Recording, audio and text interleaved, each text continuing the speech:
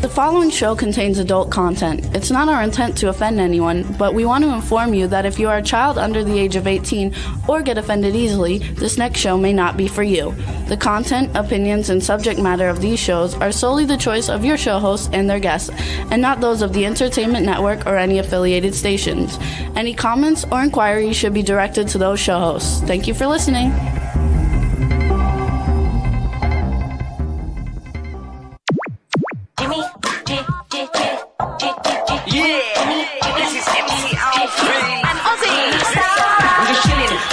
Sitting down and designing, why every man in a thinking, what are we gonna be wearing?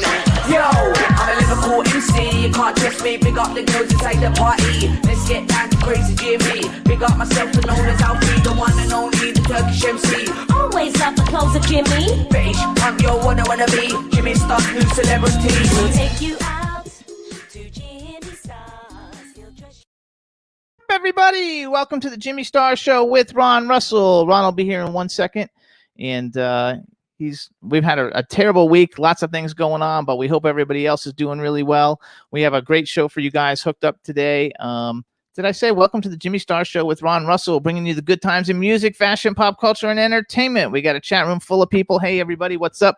I'm going to put my glasses on so I can see who's actually here. We do have a great show for you guys today. We have Tommy James from Tommy James and the Shondells coming on. And then we have Dave Sheridan coming on. Everybody knows him, especially from Scary Movie. He played Doofy in Scary Movie, and it's a lot of fun. So everything should be really, really good. Ron's getting ready to sit down now. Go ahead and just turn the light on, too, and we're ready to rock and roll. We look fabulous, you guys.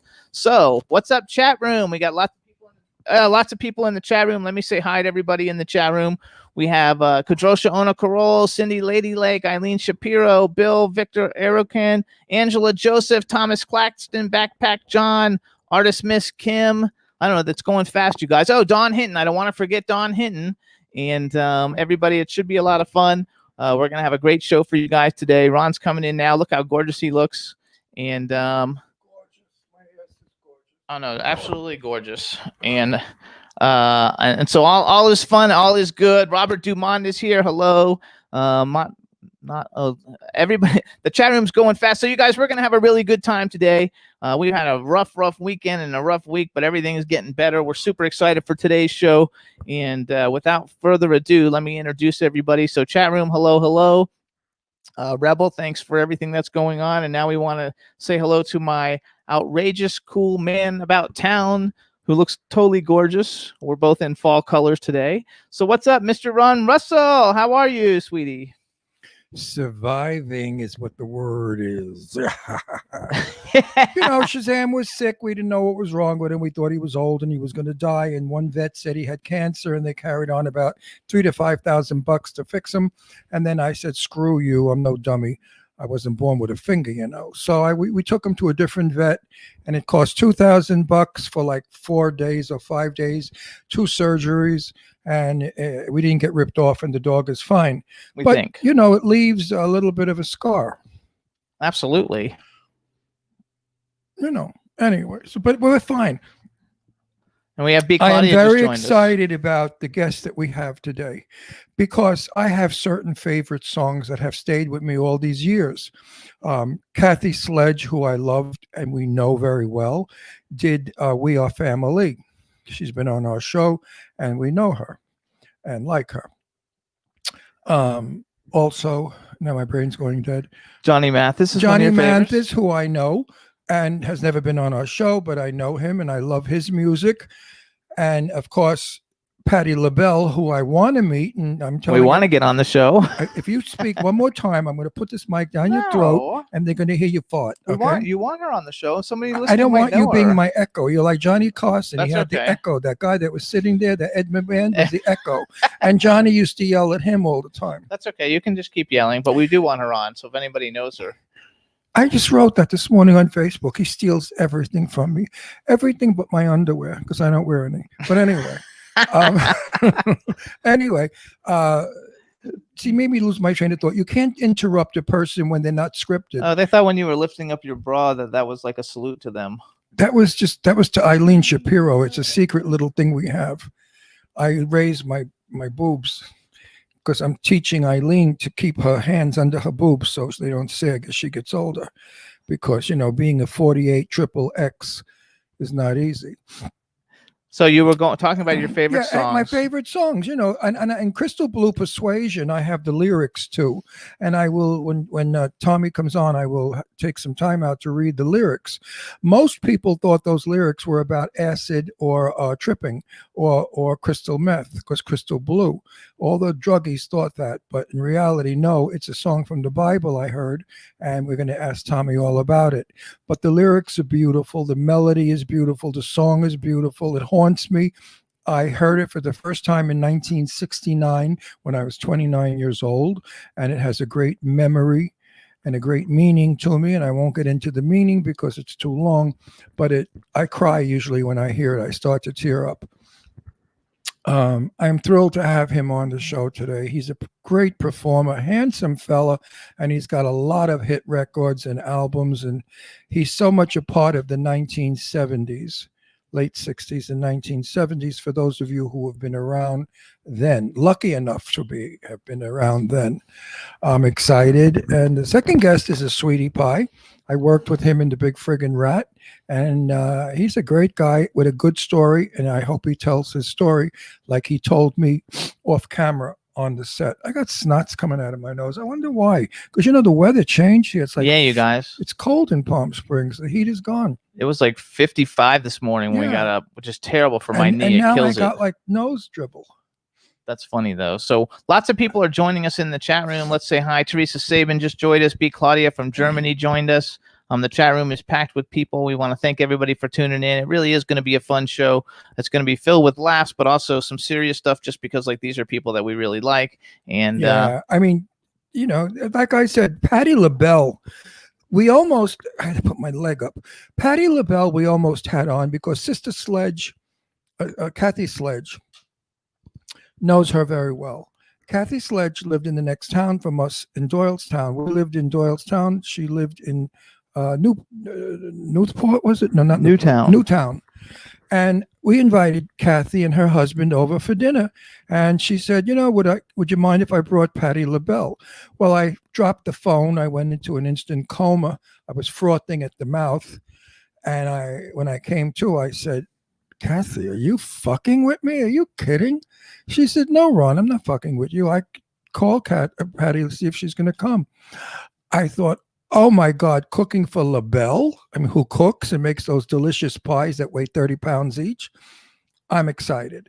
Well, as it turned out, dates and time, you know, we kept postponing it. And then finally we sold the house and we moved to Palm Springs. So I got screwed out of the possibility of meeting Patti LaBelle. Better than meeting her was cooking for her and then saying to her, listen, you have to sing for your supper, honey.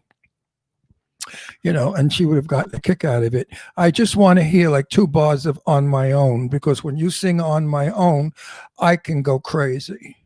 I think that's the most beautiful love song, sad song, but a beautiful song is On My Own. So anyway, we have a lot of great stars that have been on our show, great rock and roll people, jazz people, country people.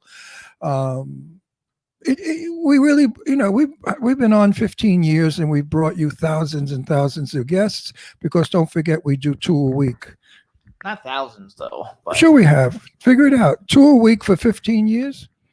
well, it's 13 years. Well, however. And it's 2 a week. Well, see, 2 a week is 100 a Anybody year. out there, can you do the math? It's 100 a year. So it's for 13 years, it's 1,300 people. That's 1,000, over 1,000. So it's thousands. Yeah, lots of people. So we've brought you a lot of people, great stars, new stars, coming up stars, old stars, like Lainey Kazan and my wonderful friend who passed away, Richard Anderson from Bionic Man. $6 million man, yeah. $6 million. That was awesome. Man. And so many of the wonderful people that we've known over the years. I guess that's why our show is a success, because we give variety and we go more than just interview. We have personalities and we bring out the personalities in our guests because we're friends. And we have such great chat room people. Your mic went off. I'm promoting so us. glad. God's We have so punishing many you. chat room people, though. Thanks so much, everybody. We appreciate it. They love my glasses. Thank you. Good. God's punishing Jimmy. He's cutting his mic off for No. interrupting me. You know, you're like Trump at the They like your shirt. Yeah, it's very, very Halloween and very, very October. It's all autumn colors, and so is Jimmy in autumn colors. Because normally we get in a costume for this Halloween show, but Jimmy with his leg and, you know, and with COVID and stuff, the spirit's just not here. We were invited to a Halloween party Saturday night, but I doubt we're going because it's going to be a lot of people and you have to be careful, even though it will be outdoors in a mansion, by the way, because these people live in the guest house of a very famous person's mansion, and they're throwing this outrageous party out around the pool. But I don't know. We'll see. We'll see what goes. Say hi to Kadrolsha. Kadrolsha, my What's darling. up, baby? Finally, I said your name right, Kadoltra, or whatever your name is, with those beautiful melons. KC's got a set of jugs, too. She's a sexy blonde. She looks like Doris Day. For those of you who don't know who KC is, she is a medium, psychic, philosopher, beautiful woman, perfect person, great friend, sweetheart of a girl. And she's in our Celebrity Ghost Hunters comic. And she's in our ghost. Actually, she helped. She She did it helped- all. She put it all together. she put us in that comic book, and we went on this ghost hunt at Kings Park Mental Institution, which was closed down for 30-something years, and it was rotted and hanging and dangerous and dark and spooky. And we heard voices, we heard stuff, and she got scratches on her chest from something. And what's his name? I love him. Ricky Rebel. Ricky Rebel and I love Ricky Rebel. We had to pee, so we peed together. So I have that. That memory. Well, I like that memory because I peed together with two celebrities.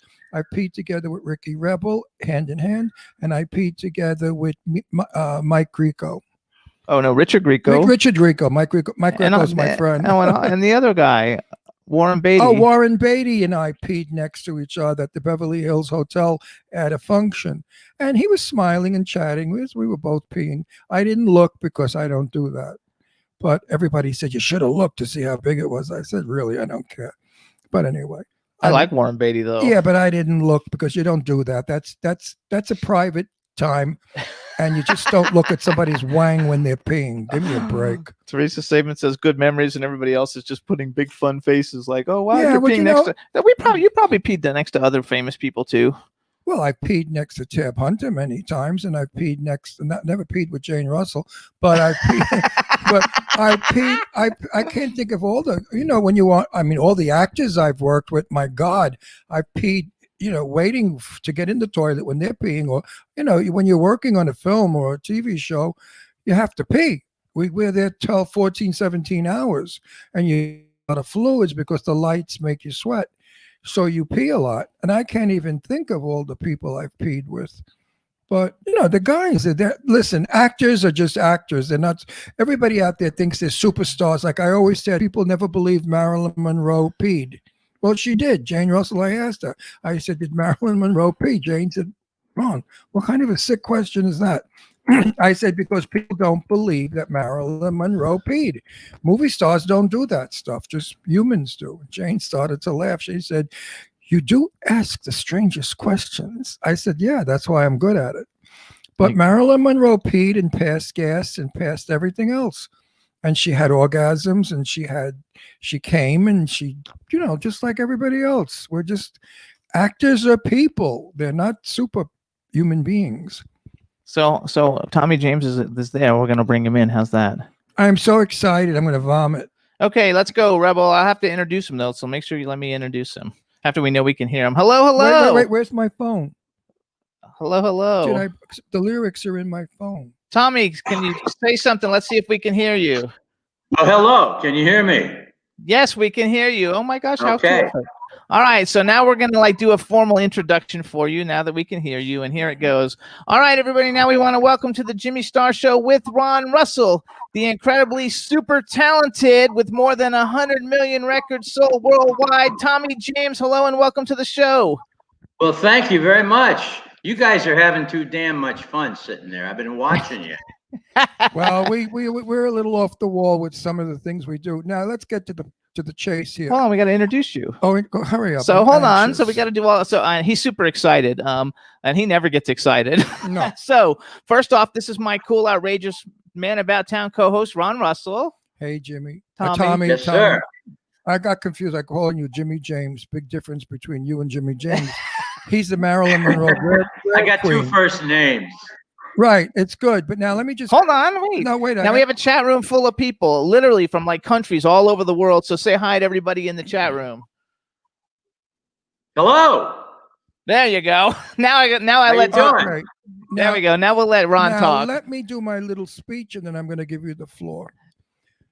There are many songs. I'm 80 years old, so I've been around music forever. I've been from the Ink Spots back in the 40s and Doris Day up to what's going on today.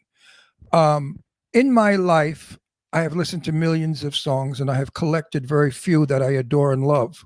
One is "We Are Family," and I'm proud to say I know Kathy Sledge well. And the other is, of course, Crystal Blue Persuasion. I cry when I hear it because it has a great meaning to me.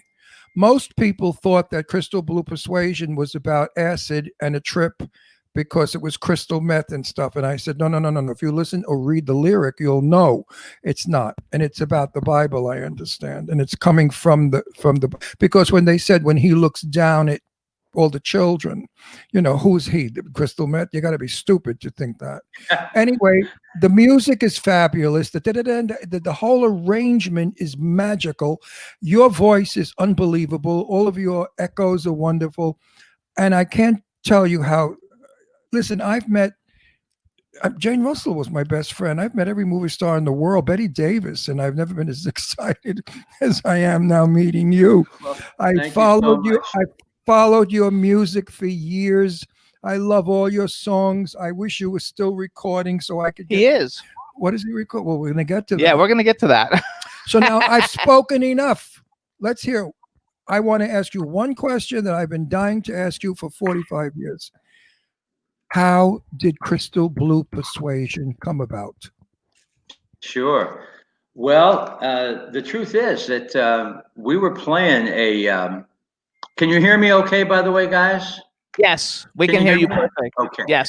We were performing in Atlanta, Georgia, at one of the colleges back in 1969, and one of the students came up to me with a poem called "Crystal Persuasion," and I just thought that was such an interesting combination of words. Wasn't sure what it meant, and then I read it, and the poem came from the Revelation, book of Revelation in the Bible, and it was really magical. And so I was becoming a Christian at the time. It was a piece of my life too. We went back to the hotel room and wrote this. Eddie Gray, the guitar player, my guitar player, came up with the little guitar line, bam, bam, bam, bam. And I said, hold it right there. That I like that. And Mike and I wrote the lyrics. And before we knew it, we had a song.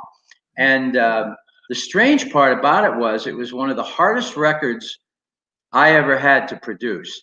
And the reason was we went into the studio and just flat out overproduced it. And, we had guitars, we had a full set of drums. And it was, by the time we were done with the keyboards and everything, it just wasn't Crystal Blue Persuasion anymore. We looked at each other and said, well, that's not the song we wrote. And it wasn't. So we spent the next 2-3 weeks unproducing the record, pulling things out. And when we ended up, there was nothing but a bongo drum and a flamenco guitar and a couple of an organ trickling over the top and a couple of very smooth guitar lines, and that was it. And so we had to let the song breathe from a production standpoint, and it ended up being on that on the Crimson and Clover album, and it ended up being my favorite song, I think, of all the hits. And my favorite also. Now I'm going to ask you to do something for me because I feel you owe it to me now because I'm such a devoted fan of yours. So if you would kindly not sing, but recite the lyrics because they're so potent, they're so wonderful. Sure. They're so what we need today. We need to listen to your lyrics and we need to do what your lyrics say. Please kindly do this for me. Sure. Look over yonder. What do you see? The sun is rising most definitely. A new day is coming and people are changing. Ain't it beautiful? Crystal Blue Persuasion. Verse 2 is, and you better get ready. Going to see the light. Love is the answer, and that's all right. So don't you give up now. It's so easy to find. Just look to your soul and open your mind. Crystal Blue Persuasion. It's a new vibration. Crystal Blue Persuasion. And the third verse, let me see. Oh, maybe tomorrow when he looks down on every green field and every town, all of his children and every nation, there'll be peace and good, brotherhood, Crystal Blue Persuasion. That's it. I love it. That's 3 cents, by the way. The part that gets me, the 3 part cents. the part that gets me in that song is when it comes back for I think it's the second verse. Every P da dee da da da da. When you come into the second part, that's the part that thrills me because the music just gets so magical at that point. Well, thank you. That's where the organ comes in. Yeah, and And, it's magical. it was one of those songs that just was literally thrown together. It was almost conversational. And believe it or not, it was Morris Levy, the head of the record company's favorite song, too. It's of all everyone's favorite song. I was living in LA I just moved from New York to LA at the time. And no, I'm sorry, I was still in New York when I heard it for the first time. And the first time I heard the story, I said to the people I was lunching with, "Oh my God, did you ever hear that song, Crystal Blue Persuasion?" And they all said, "Yeah, isn't it fabulous?" And then somebody said, "Wow, I really get off of it. I get so high." And I thought, no, that song is not supposed to make you get high. It's not about crystal meth, you stupid ass. Don't you listen to lyrics? They said, "No, man, the music is just so fabulous." I'll never forget the conversation. Now, I don't believe that song was a mistake or thrown together or any of that nonsense. I believe that it was sent to you from someone or someplace. I believe in aliens. I understand you do too. We can't be so stupid as to think we're the only people on the planet. I believe that millions and millions and millions of years ago, the aliens were here and they created us. And of course, all of what they built has disappeared because of time. Eileen Shapiro said to me that you believe also in aliens. Now, I know people think we're nuts, but if you believe in Jesus Christ, that was a man who came out of a cave and went to heaven. That's kind of fantastic to believe too. So why not believe in aliens? Well, listen, you do have a point that space is so vast, and the number of galaxies. When we look at the number of stars in each galaxy, we're talking about billions, 100 billion stars in each galaxy. Each star potentially has planets around it. We've got billions of galaxies. So in a universe that huge, it's very hard to believe that there isn't other life. Even in scripture, even in the Bible, it says, "In my Father's house there are many mansions," meaning many dwelling places. If it were not true, I would have told you. So we know that there's angelic life. We know that there's all kinds of life. So wouldn't surprise me at all. I don't know if people came here from other star systems. That's going to be quite a feat, but it's very possible.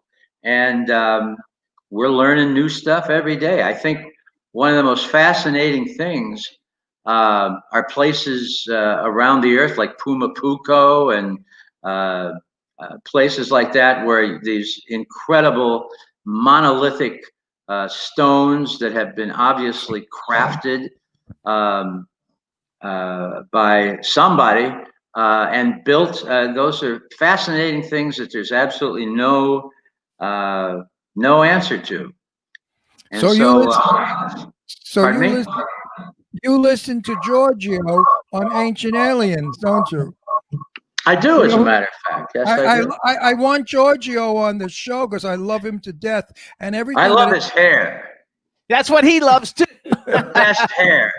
Yes. I think he put a cherry bomb in the middle of his head, and before he goes on TV. Yeah. blows it up. It's true. But he's really wonderful. He's put up a fabulous show. He's made the awareness of this possibility to millions of people who really believe that we can't be so pompous to think that we are the only ones and that we came out of the ocean and we evolution. No, I believe that aliens came here and with DNA. We're finding that out now because certain people have DNA that fits aliens. It doesn't belong to humans, and they're wondering where the DNA is coming from. So little by little, we're finding out. Now, we're not saying that there isn't a God. Before there's a God, somebody, or we call it a God, something or someone created all of the planets and created everything. So there is a higher being. Is that Ira? There is a higher being. We know that for a fact. Now, why couldn't Jesus Christ be one of the descendants of the aliens? He actually, though, because he didn't tell Eileen aliens, he said UFOs, just so you know. Oh, UFOs I believe in too. Well, in a UFO, Jimmy, it's not Marilyn Monroe. You never know. It's an alien. It's an alien in there. So hold on. Okay, so hold on. But anyway, Jimmy, Tommy, and I keep calling you. Yes. Jimmy, damn that. No, because Jimmy James is a good friend of mine, and the James throws me. Tommy, when you have two first names, you go through life never knowing which one ought to be used first. So I completely understand. I'm Ron Russell, and a lot of people call me Russell. So I respond. It's okay. Talk to me now. Tell me anything that you want. This is open market. Well, I want to hear everything from you. Well, there's a lot going on right now, even though we're shut down in many ways. Of course, the concert business is, it's flat right now. Nobody's doing concerts because nobody wants to infect anybody. Right. But there's lots of other things going on. And one of them, of course, is my radio show on Sirius XM every Sunday. Congratulations. Thank you. It's called Getting Together, and we're on 5 to 8 p.m. Eastern time every Sunday. And we're in the middle of doing a movie, a film of my book. The book is called Me, the Mob, and the Music, and it's about our very tumultuous, crazy, and sometimes scary relationship with Roulette Records, the label that we had most of our hits on. And I also have that. Well, the movie is going to be. The production's on hold right now because of the virus, and but that's going to slowly be coming back next year. Barbara DeFina is our producer, who produced Goodfellas and Casino, and Hugo a few years ago with Martin Scorsese, and just a string of great movies. And we're very proud to have her. The screenplay has been written by Matthew Stone, and our director is Kathleen Marshall. And so a lot of great names, and a lot. I'm very, very proud to have this book turned into a film. I really am very honored by it, and by the fans' response to the book. We have a new album out, or one that's about. Hang on. I don't know why we have that weird noise. I don't know. There's a weird noise. But hang on. No, let me go. So I want to go back to the book because you're too modest. No, I wanted to say something about the book that's going to blow up his skirt. Okay. I understand you use the name Genovese. My cousin was married to Genovese, so I know Sure. that family. I know that family very well. And my Right. cousin Bertha, her sister, was married to another big mafioso. So on my cousin's side, they were all connected people with the big shots. So let's hear what you have to No, say. wait a about them. second. Wait a second. Hold on. So you guys listen up, because the book is called Me, the Mob, and the Music, and it's ranked number 12 of the top 25 greatest rock and roll memoirs of all time by Rolling Stone magazine. So it's not just like he wrote a book and nobody read it. This is like a highly acclaimed, super great book. Everybody needs to go read it so that when the movie comes out, you're gonna love the movie. Also, because it's you, I can brag for you. I like to brag for all our clients because that's a really big thing But to be number can we 20. do the brag after? No. I want to get. I have a point I want to get to. That this book and this movie they're making is not about some guy singing in a park. This is about how the mob was screwing around and threatening his life. Because Eileen Shapiro filled me in. I never research a client. I mean, a client. I never research a guest. You're the only one I asked about. Eileen and I had a great long talk about you, and she was filling me in. I understand that you had some difficulty with the mob. Could you explain that? Well, basically, the gist of the story is that while we were hanky-pankying and money-moneying and all that stuff, this very dark and evil and sinister story was going on behind us we couldn't talk about. And the reason was because Roulette, in addition to being a good little indie label, was also a front for the Genovese crime family in New York. And Morris Levy, the head of the record company, was, as they say, an associate, and he was Jewish, so he wasn't like a made guy, but he had all the other traits. And so what it boiled down to is that these guys would come up to Roulette and basically sit there and use it almost like a social club. And I started recognizing people that I saw on TV, and that's kind of how we figured it all out. But the funny part is, and I talk about this a lot, if it wasn't for Morris Levy and Roulette Records, there wouldn't have been a Tommy James. So I can't really, every time I go to say something really nasty about Morris or Roulette, I stop myself, because the truth is that they gave me my career, and I can only, all I can say is that one of these days I got to ask the good Lord what he had in mind. With Roulette Records.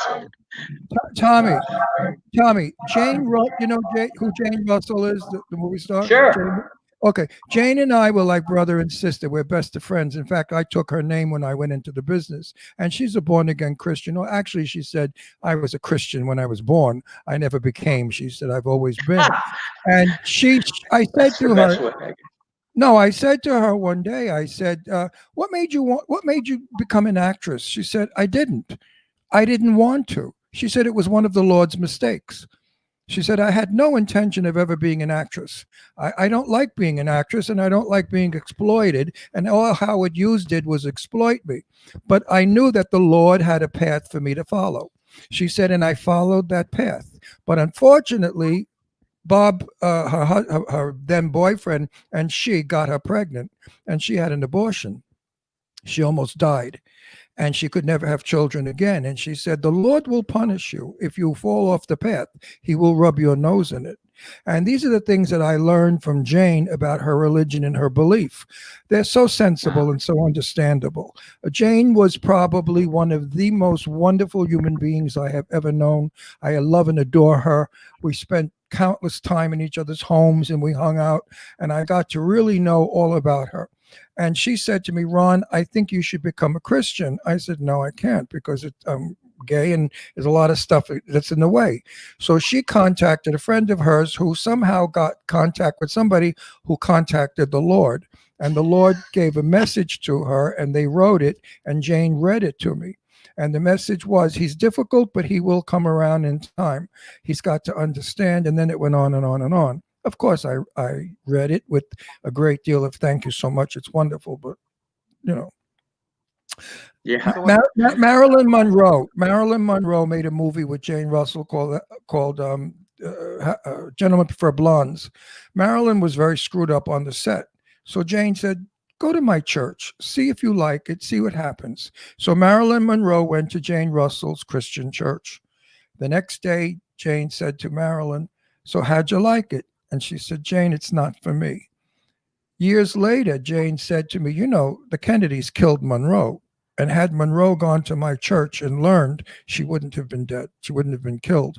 So there's a lot of ways that the Lord does things. As they say, he works in strange ways.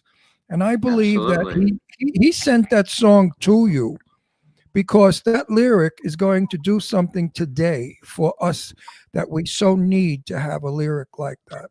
You know, when I look at my life and my career, which has been almost my whole life, I see it in little miracles, one after the other, and it's quite amazing when you look back. And you know, I believe God's got a plan for everybody's life, and I believe I saw mine, and it was you know, I got a job. I started playing in a band when I was 13 years old. Worked in a record shop all through high school. Got to know the record business. Made it right out of high school, literally, with a song I had recorded 2 years before I graduated, Hanky Panky. And suddenly the record in 1966 exploded out of Pittsburgh. I'm immediately in New York. And,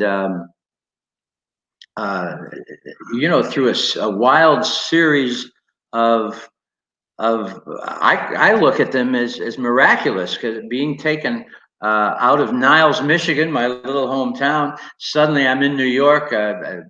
You know, it was like winning the lottery. It was the record exploded out of Pittsburgh unexpectedly, only in America. You know, one of those stories. And so it was a 1 in a million shot. And then with a record like Hanky Panky, I could have been a one-hit wonder right there very easily. Exactly. Now, before I turn you over to Jimmy, I want to ask you some personal questions because our fans want to know about you, not only your career, that sometimes is boring. Are you married? Do you have children? Where do you live? I am married. I'm married. I have one son. His name is Brian, and he's grown up now and doing very well. He's a design engineer and a hell of a drummer. All I can say is that I've been blessed my whole life, and you know, this is a business, rock and roll, that if you're lucky, you get 2 or 3 years, and we've been doing it literally for 54 years now, since 1966, and I thank the good Lord and the fans for the kind of longevity we've had. I also want. I meant. What is that? That's on his end, I think. I mentioned Patti LaBelle. I mean, she's got a career, and Johnny Mathis, the two of them, their career is. I heard Johnny Mathis when I was 16 for the first time with Chances Are. Right. And John, and you know, I just saw Johnny not too long ago, and I asked him to come on the show, and he said, "Ron, I don't do that stuff. I don't do interviews." He's very shy. He's very he's only into music. He's not into himself. He doesn't want to discuss anything about his private life. Of course, we know why. But I mean, he just he's a lovely, wonderful human being, and it shows in his music. He is also He's still working, right? Yeah. Are you Still kidding? working. Are you kidding? And selling records, and he's also a Christian. So he's got that wonderful that way about him, that Christianity of goodness. I find that most Christians that I do know, they all have a sensibility and an awareness and a kindness, and they sense who you are and how you're troubled, and somehow they foam rubber it so it's not so intense.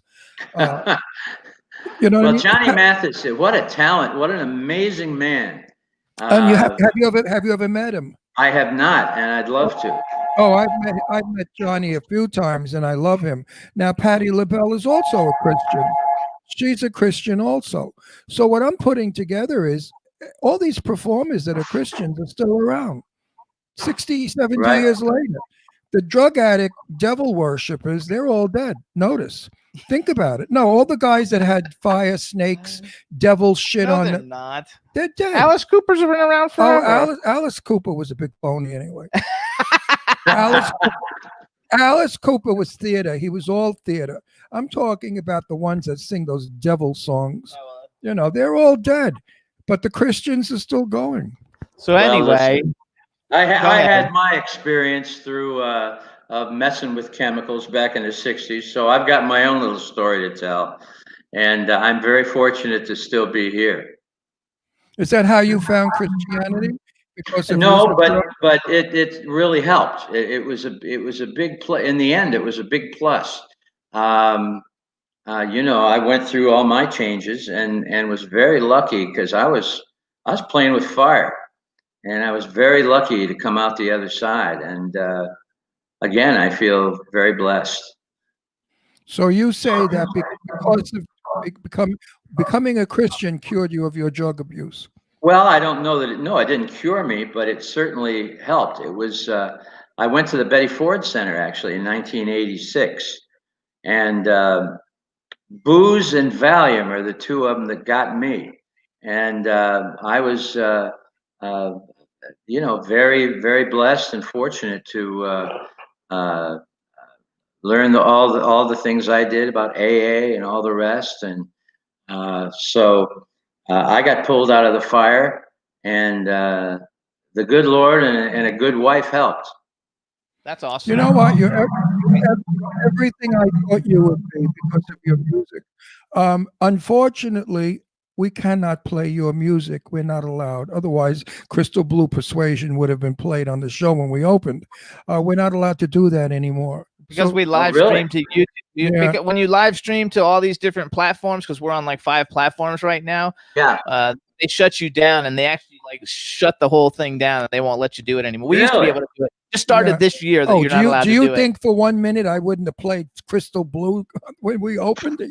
Are you it. crazy Ever or since we what? knew the song, ever since we known you were coming on the show, we've been playing Crystal Blue Persuasion nonstop around the house. It's I been walk playing around. for days. I was walking around singing it as I was getting ready to do our show. It's a phenomenal song. I don't know what's with it. If it's God, if it's magic, if it's Christ, I don't know what it is. But it grabs you and it holds you, and you don't forget it. And when you hear it, it's like brand new. Now I'm going to Well, hand thank you over. you. Now I'm gonna I hand get you over to, now to I get Jimmy. to talk a little bit. First of all, I want to brag a little bit. So first of all, you guys, you can follow Tommy James on Twitter. He's at TJ Shondells, SHONDELLS. He's got the most amazing website ever. It's TommyJames.com. And I want to give you a prop for this because Ask him what happened to the Shondells. hang on, wait. So it's TommyJames.com, and I have to tell you because like we have 2 guests a week. You have the most great website ever. It's very easy to navigate, and you have everything you. broken down. He has like a thing, and you can see all the people who've covered his songs, which there's like 300 people have covered his songs. Big, huge people, some of which are, by the way, I'm going to do some other bragging for you. Billy Idol, Tiffany, Bruce Springsteen, Kelly Clarkson, Prince, Dolly Parton, REM, Santana, Tom Jones, Joan Jett and the Blackhearts, The Killers. There's a lot more, but that's just some of them. Then he's got another tab that shows you what movies have used his songs, and tons and tons of movies have used his songs. He's actually had songs in 55 films and 39 TV shows. Movies like Moneyball, Pirate Radio, We Are Marshall, Austin Powers, Forrest Gump, Cape Fear, The Italian Job. He's got 23 gold records, 9 platinum albums, 32 Billboard Top 100 hits. He's got his Sirius show, and one of the first artists to experiment with music videos 13 years before MTV, and I think that was with Hanky Panky, right? Actually, the record that we first started doing videos on was Moni Moni. Okay, Moni Moni. And see, it always, I'm talking back in like 68, it always made perfect sense to me that to make a film of your hit record. And I just, to me, it was a no-brainer. You just did it. But nobody on TV would play music videos back then. They were, by God, not going to let rock and roll people come and mess up TV.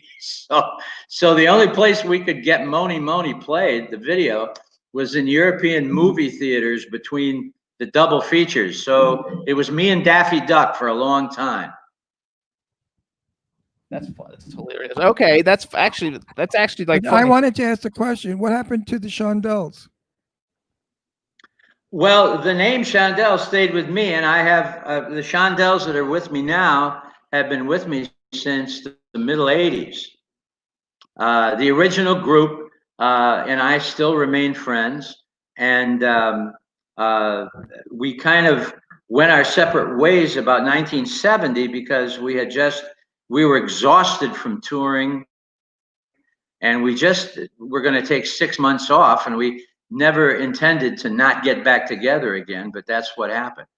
And so I did my own thing for a while, and then the group that I was producing in the studio became the New Shondells.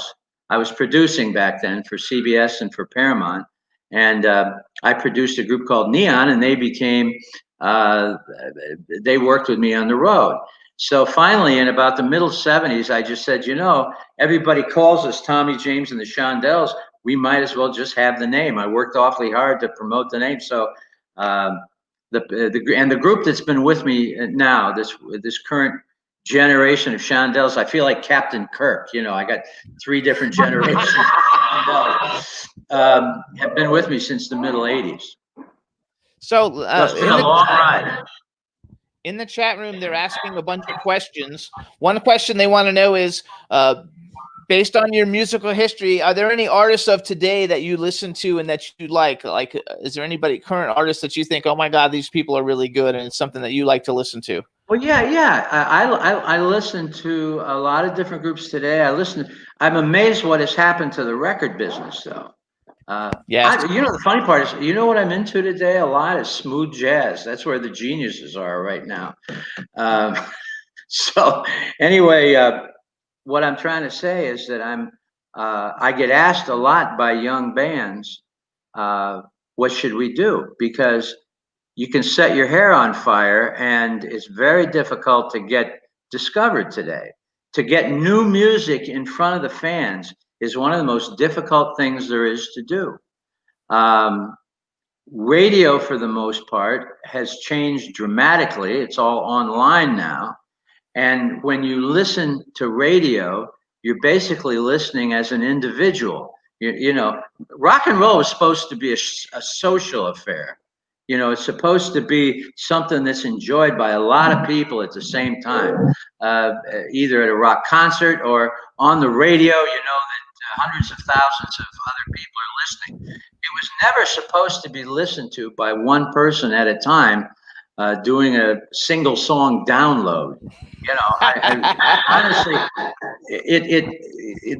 the whole thrust of the industry has been changed so much by digital technology, but yet on the same page, you're all over the world. So it's a blessing and a curse at the same time, I guess.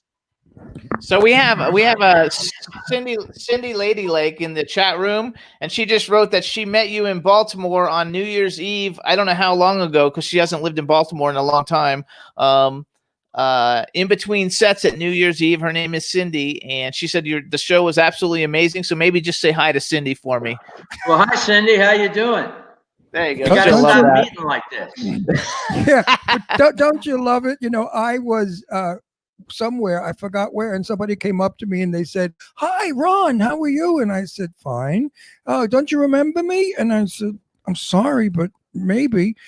Well, it was back in 1973. We were at so-and-so's house. I said, "Really? What was? Tell me about it, because I don't remember." They remember us, but we don't remember them. I want to. The thing of it is, I was going to say that I think the thing that I probably am the proudest of is my relationship with the fans. The fans are what keeps it going. The fans are everything. And honestly, I look out at our concert crowd now, I see literally 3 generations of people. And I'm just amazed by that. And I really owe them so much. They've been with me for all these years, and we keep getting new fans, thank God. And Yep. honestly, the relationship with the fans after a while becomes almost like their extended family. And Well, my what the hell is Don't that? put the mic too close to your mouth. No, 'cause it's not me I doing know, it. but it's coming out on his side. Okay, my two daughters love Johnny Mathis and Peggy Lee because they Right. were raised in the house of Johnny Mathis and Peggy Lee. Now, I want to ask you a question, and I forgot her name, and my God, she's the biggest, the one that does Gypsy, the song I love. Who's that? Gypsy's a Gypsy. I don't know. Famous. Is it- She was with oh my God, 80 years old, brain dead. The most famous singer in the world. Oh, with the raspy that one. voice. With the raspy, that one. no, with the raspy voice. Oh my, Gypsy was the song. I'm a gypsy, ting-a-ling-a-ling. Anyway, while you're thinking, because I got to keep going. I can't think of her name. This is disgusting. I hate age. It's well, like there's almost, gypsy tramps and thieves. I mean, No, that's anyway, Stevie Nicks. Stevie Nicks. That's who I'm talking about. Oh, I mean, how could I'm you a big forget fan Stevie? too. How could you forget Stevie? Stevie said, I am no longer recording records because they are pirating and stealing them. I only do concerts. How do you feel about that? Well, we're still recording. All I can say is that I'm very glad to still be able to record. Yeah, but and are you we have making our money? own, we have our own record label, Aura Records, and we have our own distributor, and we can put out product whenever we want, and I'm very thrilled with that. We put out an album in 2019 called Alive, and it's the first studio album that I did in 10 years, and we got right on the radio. We went top 20 with the album on adult contemporary charts, and top 20 with both singles. That's a big Yeah, deal. yeah, but my question, Haven't been on the charts in a long time. It's great to be back on the charts. my question was, are you losing money because of the pirating? Because that's being done with everybody. We're very, very dear friends with, here we go again, names, I'm so bad. A friend from Arizona, my love. CeCe Peniston. CeCe Penningston is my love. I love her. She's a dear, dear close friend of mine. And she got so ripped off on Finally. They used it in a movie, never gave her credit. They're still robbing her blind. And she's doing all kinds of things to change it because she's made millions and millions of dollars were made on Finally, and she wound up with Zippity Doodah. Yeah. Has that ever happened to you? Well, hey, I was on Roulette Records. Come on, what a question. Yeah. Yeah, let's hear about Come it. on, what kind of a you're question is that? Yeah, but Tommy, you're being no, but vague what- about. Tell me about how they screwed you on Roulette. Let's get it out there. Well, Roulette Records, of course, crime doesn't pay. We know that, don't we? And but the ironic part is that I don't think we would have ever had the kind of success that we had on one of the corporate labels. If it hadn't have been a little indie label, I don't think if we'd have been with Columbia or RCA or Atlantic that we would have had the kind of success we had because we would have had so much competition. Yeah, but how did Roulette screw you? It's not me. It's not my mind. How did Roulette screw you? That's Well, what I they want to know. flat out, Wait, what did the Genovese family have to do with screwing you?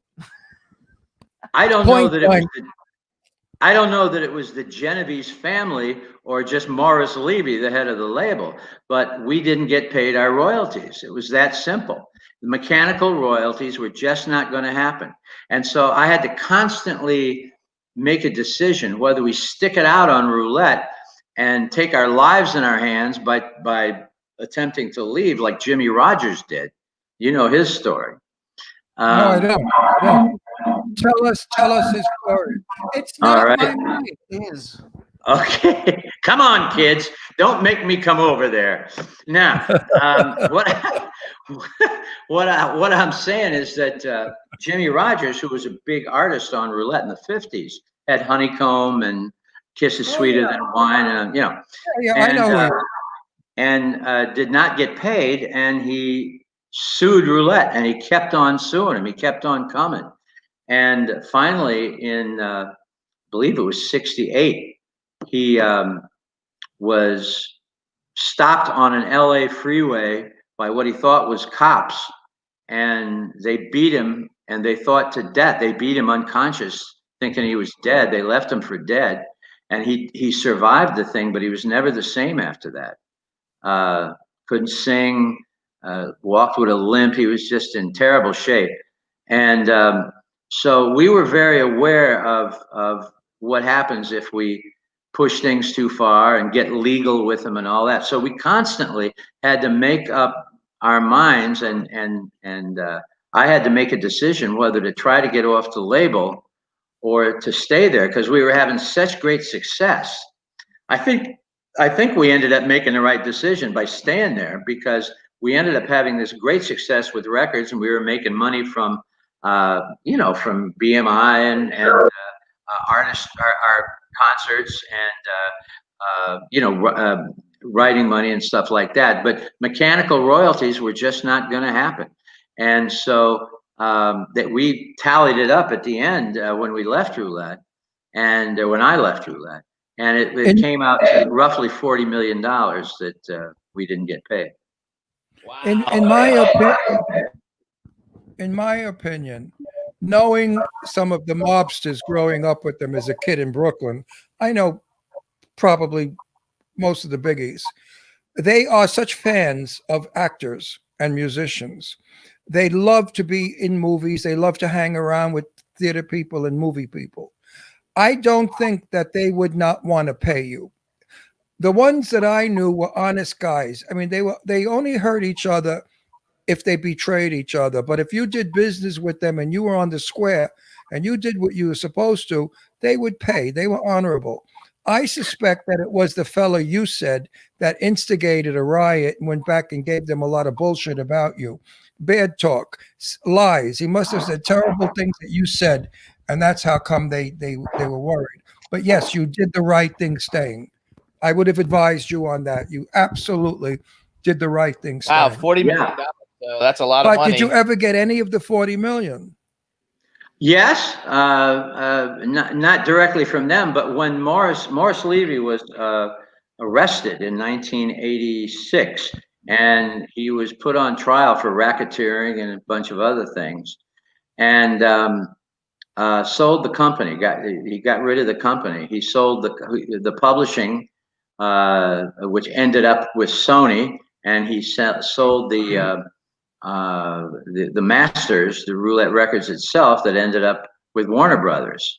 And so when he sold the company, suddenly I started getting paid royalties that would come in as of that time. I didn't get the back royalties, but I got the. He was the snake. Definitely, he was. Did they bump him off? They should have knocked him off. Well, that was a pretty involved story. But anyway, what I'm trying to say, though, is that I don't know if I'd have had all that money at that time. I'm not sure I would have survived, to be perfectly honest with you, the shape I was in. But the bottom line is that, yes, we got a fair chunk of that back. And so, it all worked out in the end. Plus that, we're still going, and so things are still happening. So it wasn't like that was a dead end. Now, where do you live? I live in New Jersey. Oh, in Jersey. Okay, Yeah. good. Are you in Palm Springs? Did I hear you say? Yes, we're Yes. Palms, but I'm in New York. I used to come out after I got out of the Betty Ford Center, which is over in Rancho Mirage. I leased a place out there. In fact, I leased Barry Manilow's house out in Palm Springs. Okay, And it was at the north end of town. It was up in we on live. Las Palmas.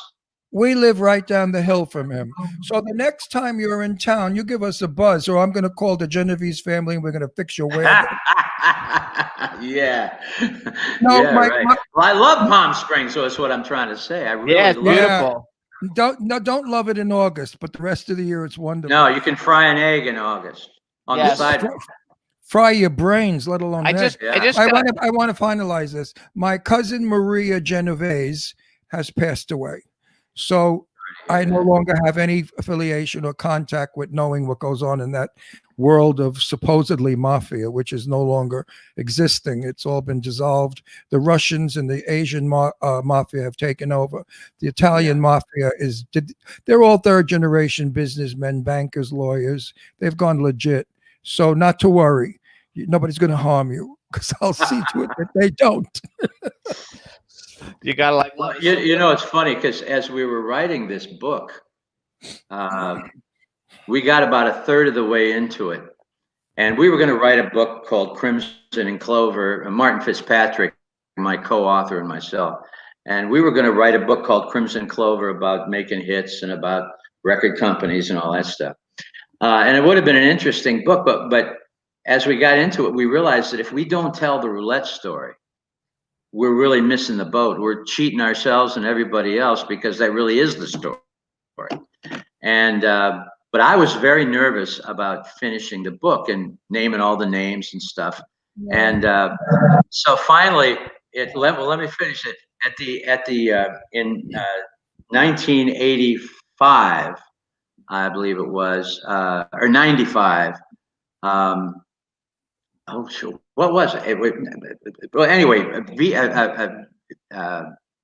the guy who was running the family, Vinny the Chin Gigante, You're going, not us.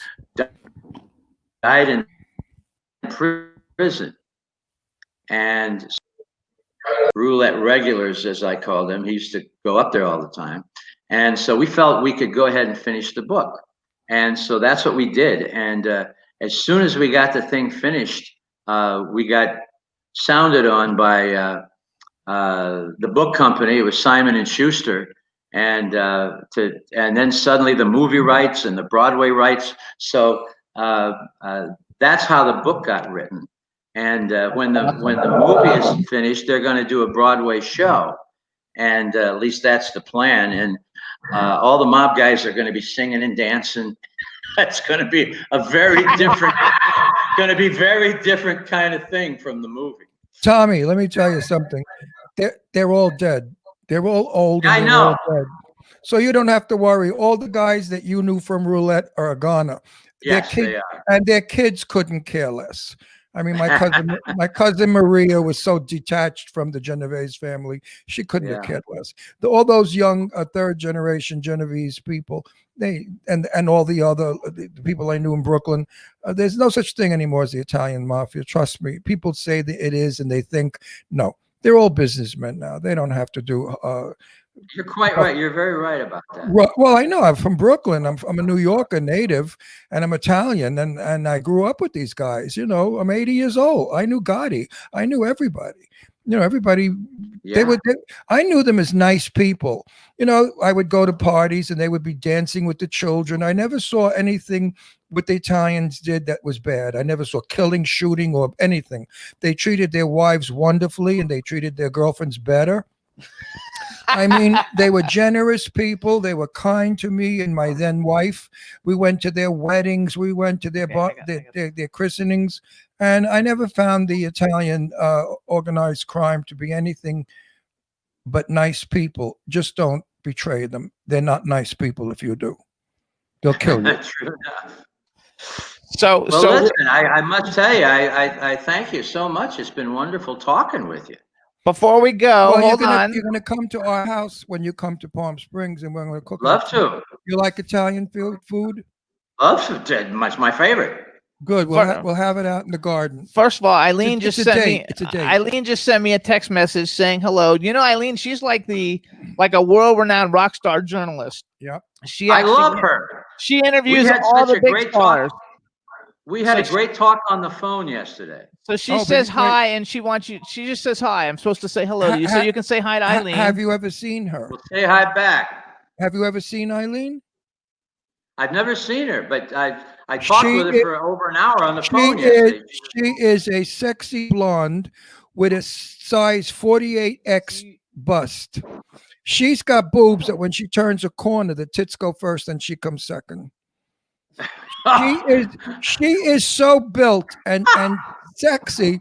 It's, I don't know what her magic is, but every guy I know wants to go to bed with her. It's amazing what magic this girl has, and she is Well, the I don't think it's magic. I think you just hit the nail on the head.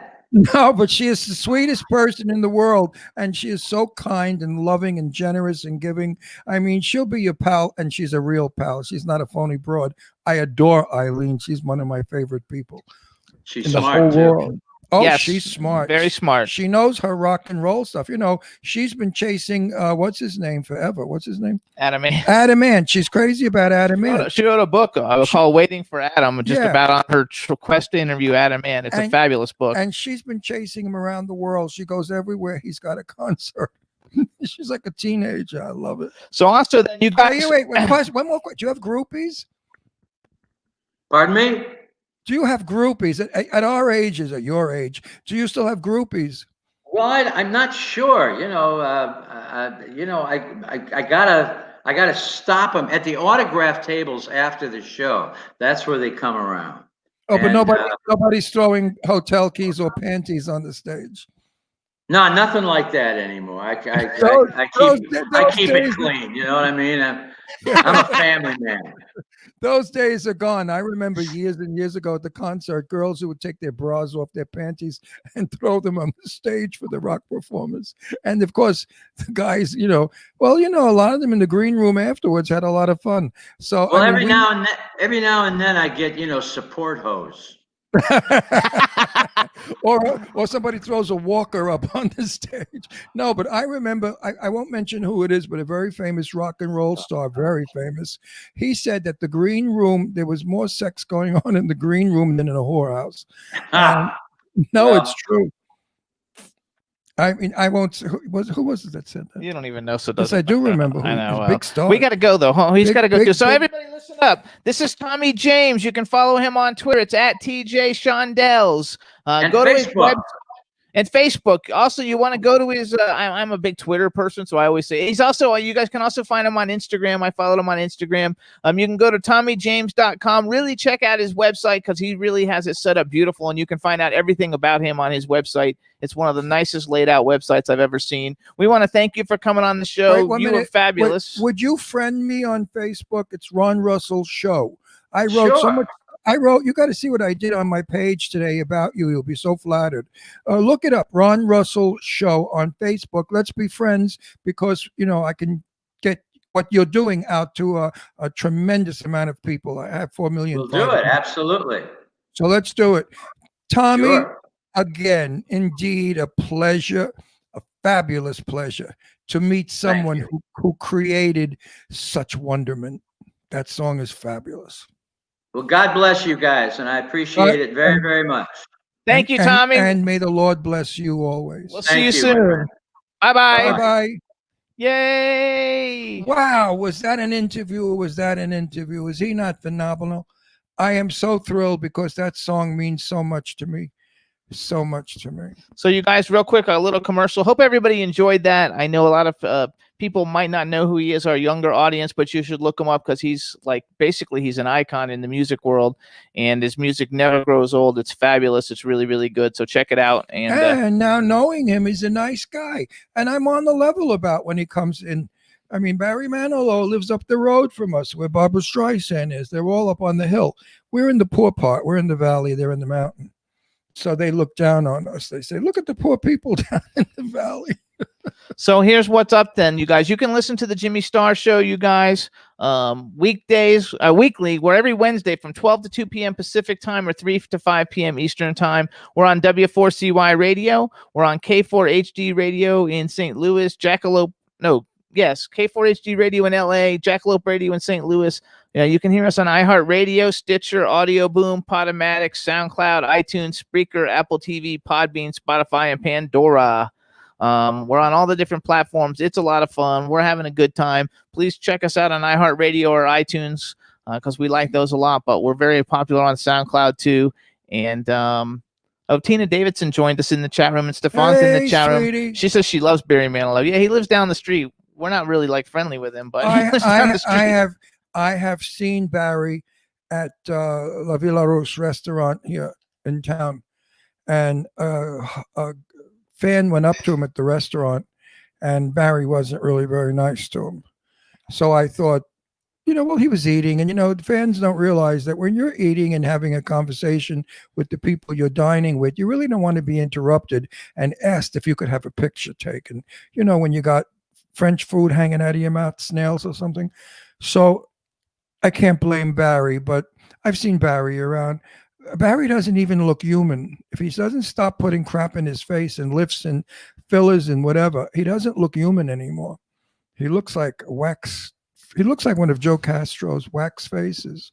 So there's a lot of people too have joined us, and I don't know if I said hi to everybody, but Brad's in the chat room. Brad Pittman, hello, what's up? Teresa Saban is there. I don't know if we said hi, but Teresa, you're so cool.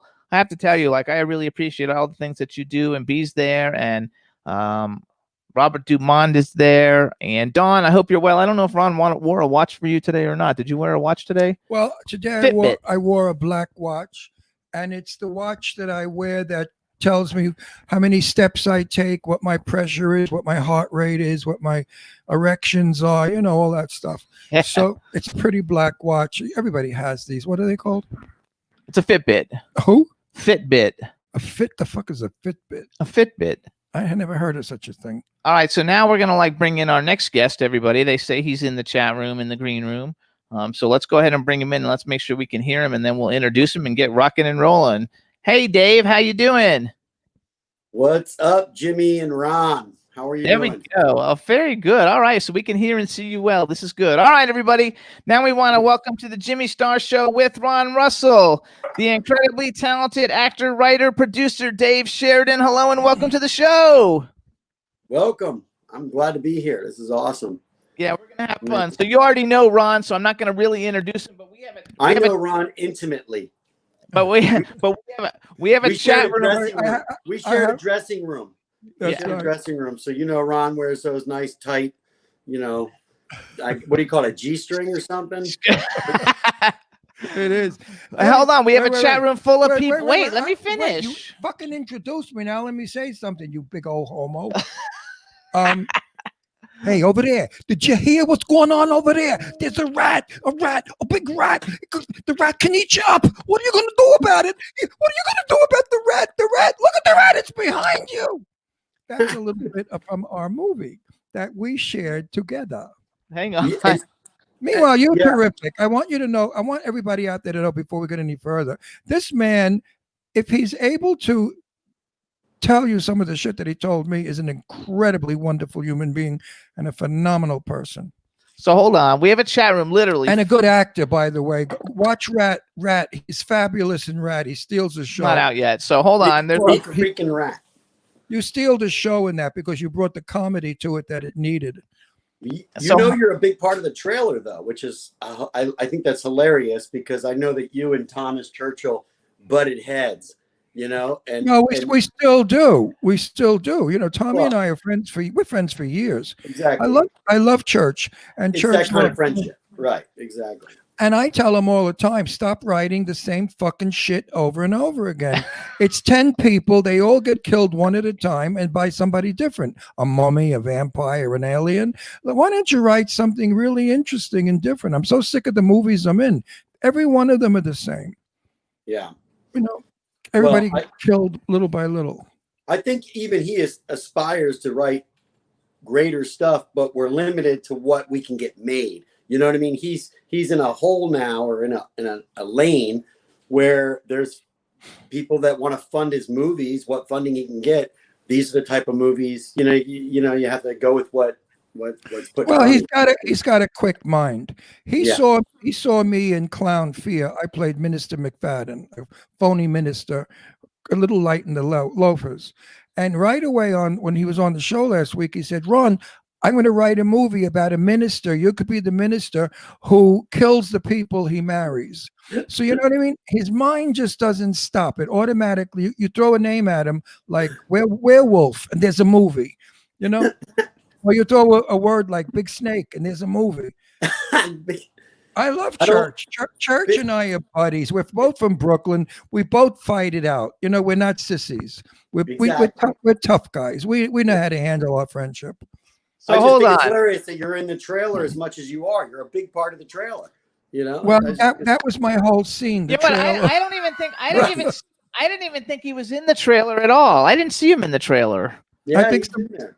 Ugly I have to, faces. like, look at it. But the culprit was not church, by the way. The culprit was my person I was working with, one of the fellas I was working with, who was making fun of me and my age and my memory and stuff.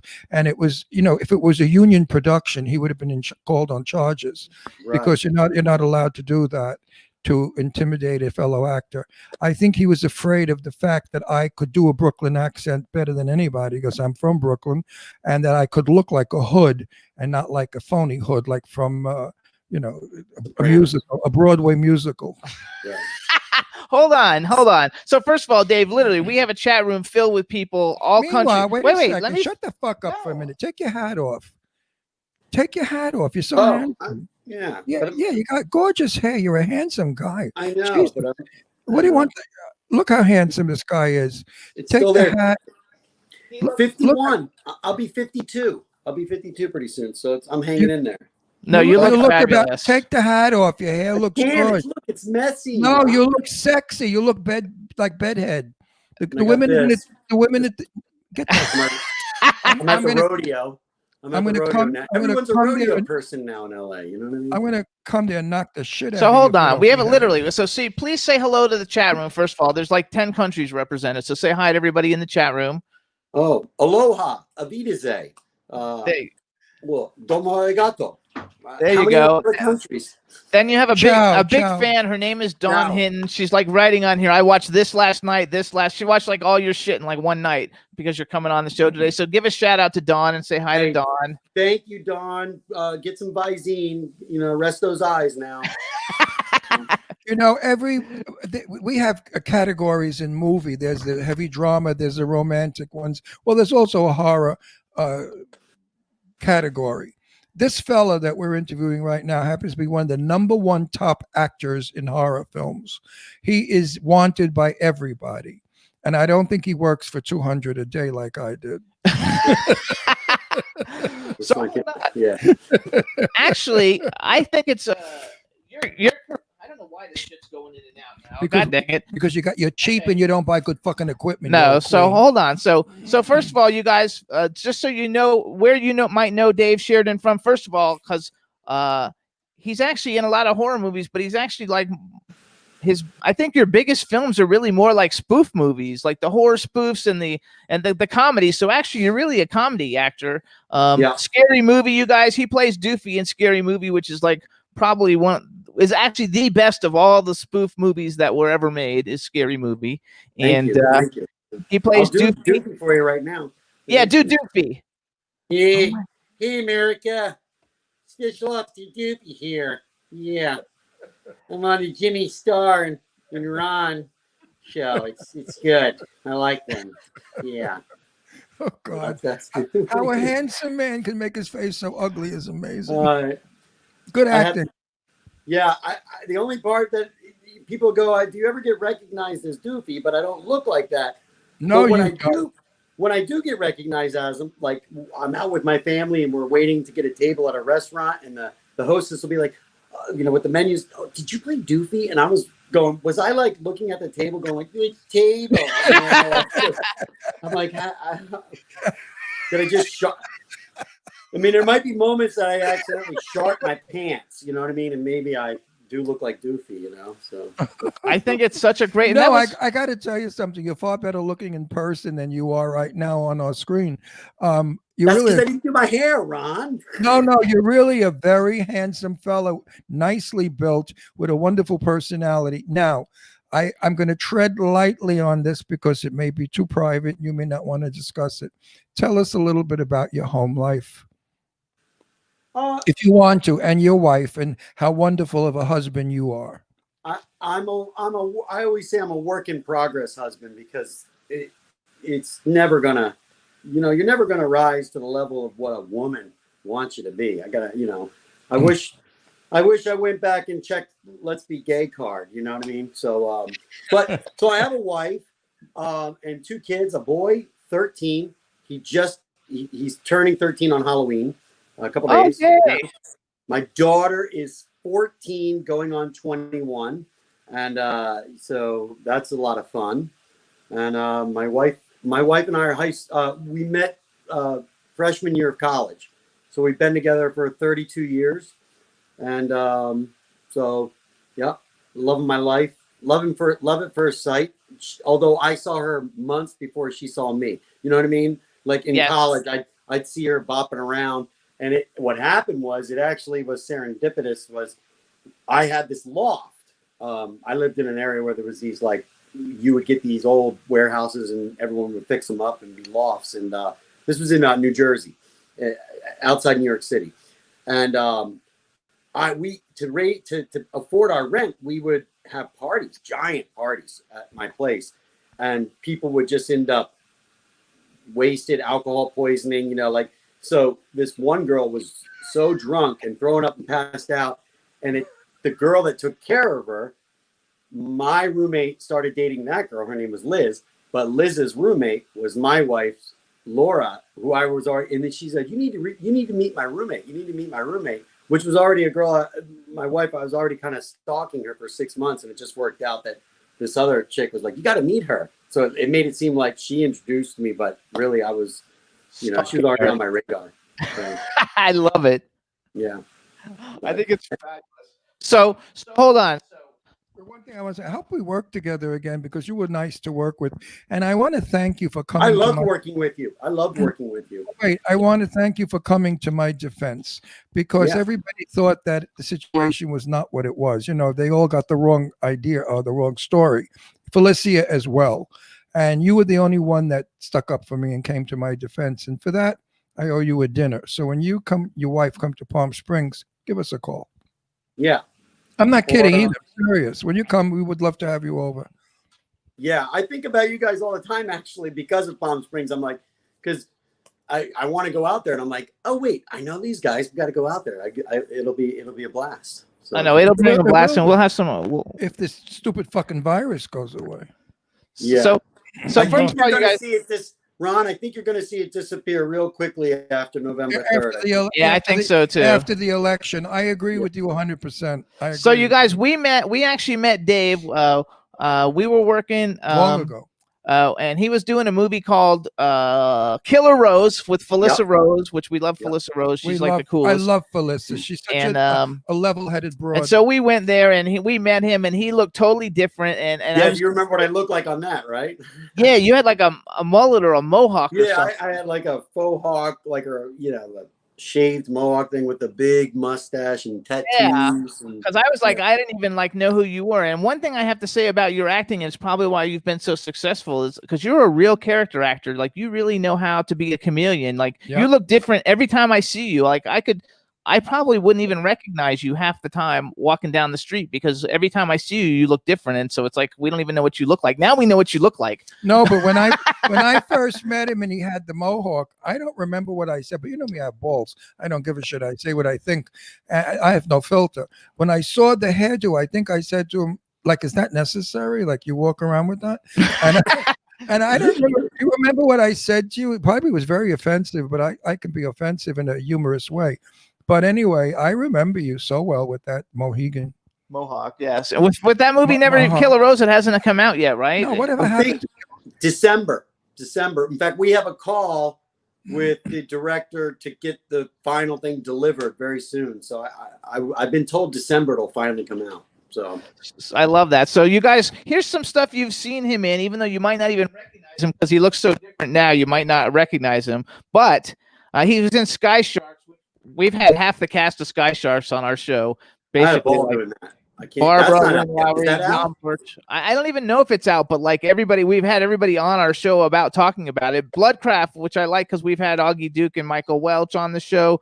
Victor Crowley, which is a huge horror franchise, phenomenal one, and it's so cool that you're actually in the one with Felissa Rose in the same one. You guys are in the same one. That's the first film we shot together, but I met her one other time, similar to like my wife. Like she doesn't remember that I met her, but it was that, we do these conventions, and Felissa's always done up at the. She leaves the house done up. You know what I mean? Every day to go to the store. She's but a at the typical conventions, she's showing her better Right. assets. Yes. She's So, a typical Jersey Italian chick.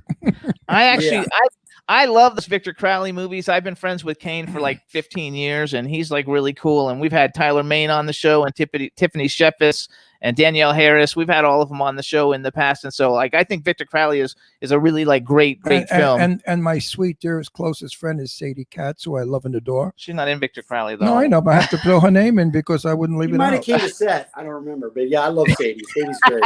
You know Sadie. Then you I guys love Sadie. Sadie and I almost shot a film in Italy. Oh yeah, that was the year. one. Yeah, It would have been last Sadie year. shot it. Sadie did. shot it. She's got more balls than me because basically they were like, you're going to go out. First of all, they said, it's near Milan. So I go, Milan, that's great. But then then I saw where it was, and it was like 2 hours outside Milan in the middle of like, it was like one of these, like where they grow spaghetti on the tree type of like, No, yeah, it's real country. She told me that you didn't want to be away from your family that long. That's what it was. Not for that amount of the money. If it was in America, the money would have been great, but to travel and then to be gone that long and then to travel back and to be staying somewhere where I didn't know anyone, like, how do I look let's get, for instance, Thomas Things, Big Freaking Rat. If that thing went sideways, I get in my car, we're in Palmdale, and I drive home. I go, all right, I'm out of here. If you punch Thomas out and then you took gasoline and you burned the whole thing down, Ron, which I held you back on. I was like, Ron, don't do it. I'm like, I'm gonna fucking burn this place down. This can't be okay. Fuck yeah. But I could have just gotten my car and left. But if something like that happens in Milan and I don't know anyone, then I'm like, what do I do? So, but it really was the family factor. And my wife is disabled. So it's hard for me to. That's the point I wanted to get to. I didn't want to bring it up. But folks, this man takes care of his wife better than any other human being can. The stories that he said and how much he loves his wife and how he cares for her. It's an inspiration. That's why I love this guy. And I was so happy he was coming on the show, because anyone that, I had a lover when I was 19, and 46 years later, he was in an auto accident and developed brain damage and then pancreatic cancer. And I cared for him the whole 2 years. I know what that's like. And I just have such a respect for one human who takes care of another human. And this guy does it. And he's a terrific fella. Well, hey, thanks, Ron. Besides being a great actor. Honestly, I really, this is probably the first podcast where we ever brought something like that up. So because I do kind of keep that stuff private, but it's all good because I brought it up. But I really appreciate it. I love the fact that we haven't seen each other in 2 years, probably, right? Yep, almost. I have no idea. I'm 80 years old. What the fuck do I know? I don't even know where I am today. What almost 2 years. Question Ron's brain, 80 years old, and you remember stuff like that. And I love the fact that shows you're listening too. You know what I mean? Which is, of course, I listen. If it's important, I listen. If it's not important, I forget it. That's why Jimmy yells at me. He said, "Didn't you hear?" Who? I said that I don't. My brain has very little capacity left to remember, and I'm not going to use it up on bullshit and stupid shit. Yeah. If it's important stuff to me and it moves me emotionally, I listen. And it made me have a great respect for you, because I know how much you love your family, and I love my daughters also. And it's very hard being the breadwinner, working and taking care of a family. It's not easy. I've been there. I know what it's about. So has Angela Joseph, who's in our chat room, and so has Sherry Davis. Sherry has an autistic daughter, and and Sherry's husband was a dick and she's on her own. Actors have a life too. We're not just on the screen and you see us as happy-go-lucky, whatever the fuck we're supposed to be. We have lives. We suffer just as you all do. Yeah, it's true. Yeah. And now we're going So- downhill. I don't go down. Yeah, we're going back up now again. I'm He does though. He positive. talks about you often about the people that we know who don't have the easiest lives yet, who are happy working and really taking care of things and have a passion for it and everything. And you're one of a few, in Hollywood that we like knowing. So it's very admirable. Because I'm in the business 64 years. And in my 64 years of television and film, I have met many, many actors, famous ones, who would be talking at lunch or something, and they'd say, "Oh, so and so, fuck her. She's a douchebag and blah, blah, blah, blah, blah, blah. And she might die soon." And it turned out it was his wife. I mean, I thought horrible. Come on. No, Hollywood is such an I, me place to be. Everybody's so involved with their career, their looks, and themselves. God forbid they gain a pound or they get a wrinkle, they have a stroke. So they're really not that much involved with the family. Now, take Betty Davis, for an example, who I knew very well. I asked her one day, I had the balls to ask her, I said, what was really about that book and that crap that she wrote? She said, my daughter was very jealous of my career in Hollywood. Now, Jane Russell, who was my best friend, my buddy, my sister, I said to her, Jane, how come your kids came out so screwed up? She said, Ron, they really hate Hollywood and they hated me making movies. They wanted a mother. She said, and unfortunately, I got hooked on booze and was a drunken mother, and I wasn't a very good mother. So most of the people, Terry Moore, by the way, who's a great actress, she has a wonderful son who loves her. Or you probably know him. Do you know Grant Kramer? Grant Kramer. Yeah, of course. Yeah. Killer Clowns from Outer Space. Yeah, Yeah. His mom is my buddy Terry Moore, and she's a famous actress from the 50s. And so many that I know that their children don't like them because they weren't home. They 6 o'clock call at studio rehearsals and script readings and table readings and all that shit, publicity. Kids, Lana Turner, that's the story I got to tell you. We got to go. Wait, Other wait. things. Lana Turner's daughter is my friend for years. And she said to me, I would get up in the morning and wait by my mother's double doors to her bedroom, sitting on the floor, waiting for my mother to come out. In went hair and makeup and clothes. My mother was made up, hairdos done, and my mother came out and she'd say, oh, good morning, Cheryl. Kiss mommy, but no, not on the face. Kiss my little hand. And Cheryl would kiss Lana Turner's hand, not to muss mommy. And Cheryl Crane rejected it. She really resented it terribly. But here you are, a working father who cares for a handicapped wife who you love and adore and 2 children.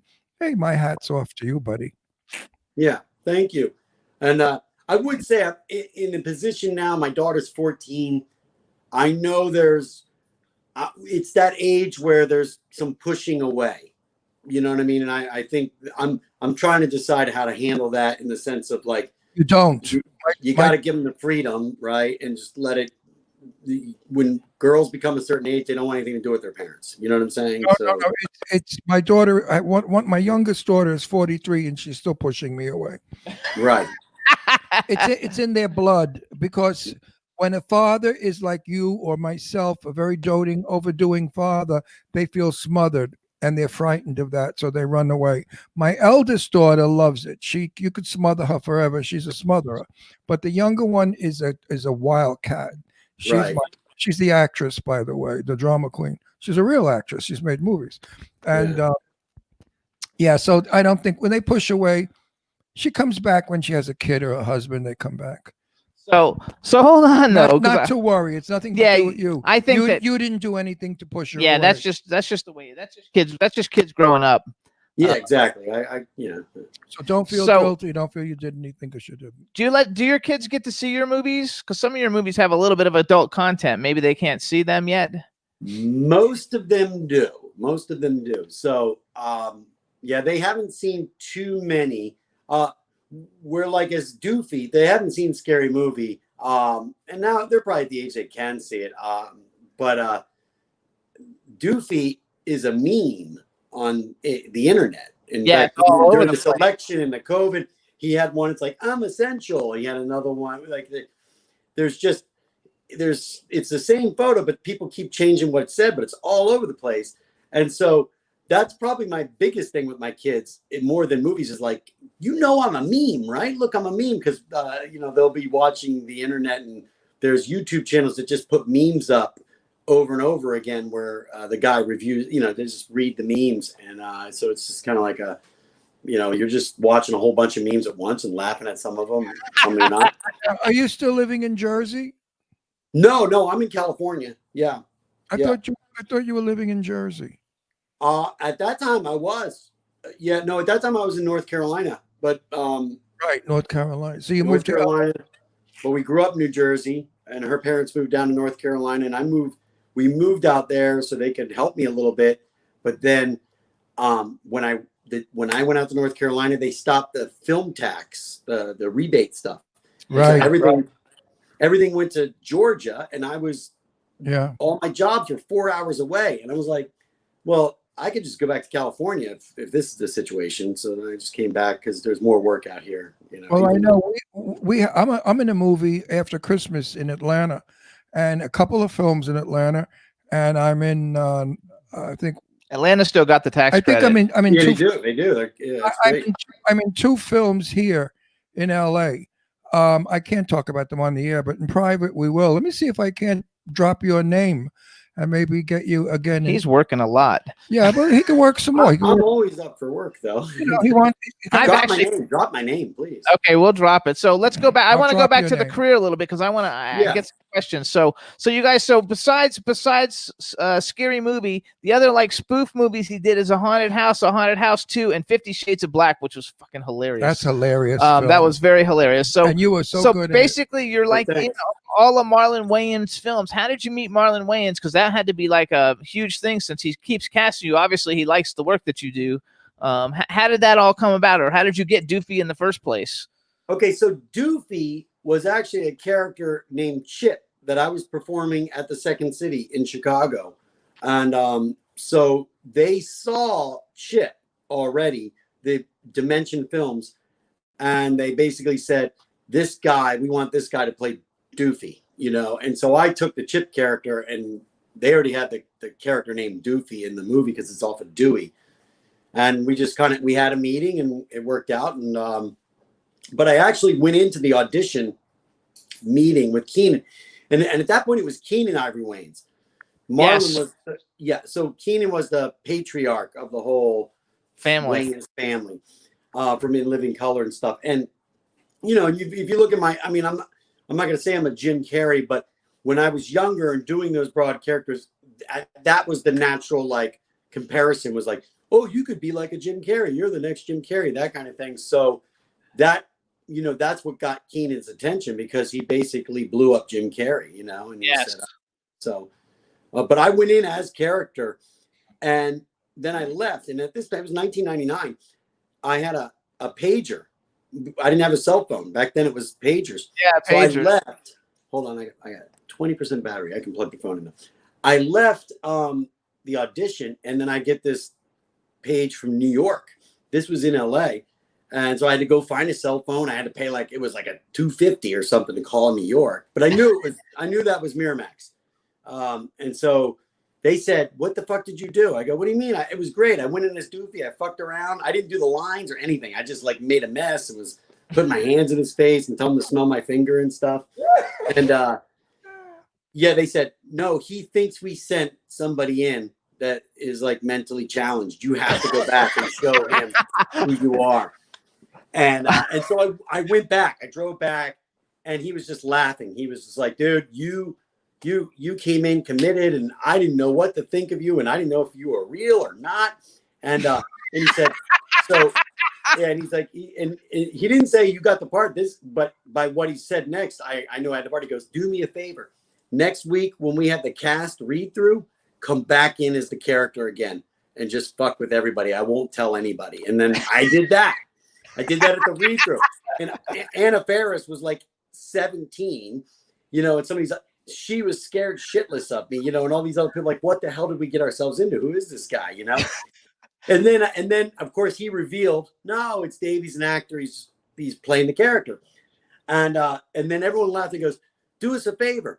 when we start shooting, just be the character the whole time for the crew. We won't let the crew know. So the joke kept like, you know what I'm saying? It kept going to like.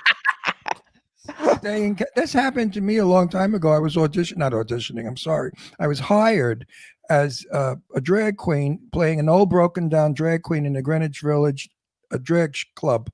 And they were auditioning leading men for me.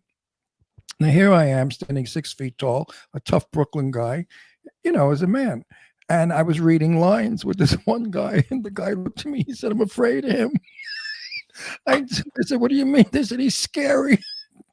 He's gonna be a woman." Oh my God. Actually, Ron looks good in drag too. Yeah. But anyway, so I remember that is happening. Oh, they want to know in the chat room if you ever do doofy, like if you were driving through the drive-thru or something. Have you ever like fucked with people and just done doofy? Maybe once with dude, but I do. I fuck with the driving people all the time. It pisses my family off because, my wife's like, they're gonna wreck our order. Because I'm messing with them. I can't help it though. And I always do the. I was like the thing that I'm like. Can we get the and fries? And they're like, what? Shake, fries, but they don't see that. They just hear like it's breaking up, and they're like, "You're breaking up." Like, my wife's like, "Stop that!" It's like, so you guys, other things you've seen him in. Actually, I was in Sex Drive when you shot Sex Drive. I didn't know who you were probably back in the day. I'm an extra in it only, but I'm in it like all over the place.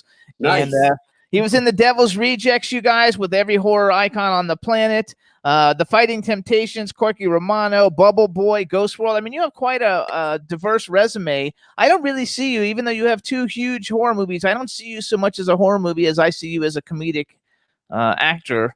And I started out.